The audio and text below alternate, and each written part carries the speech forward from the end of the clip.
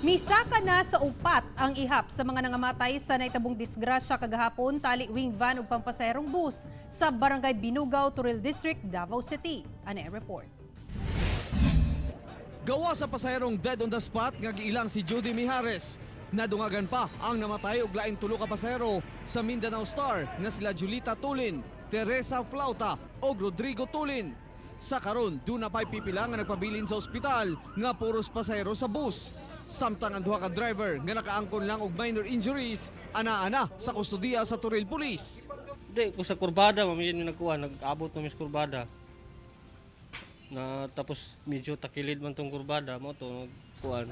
Tanaw na kung murag kuan mo tong pagduol na lang yung kayo mo tong okay wiban yun ako wiban ako para mo kayo dili na ko sa wiban head to head yun mi.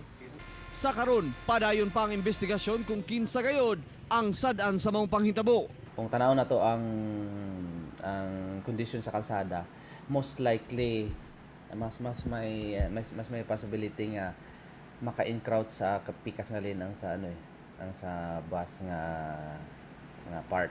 Disgrasya man apan dunay gyapoy tambag ang otoridad aron dili na masubli pa ang maong insidente. Mag-cut-on ba, no? To prioritize safety always.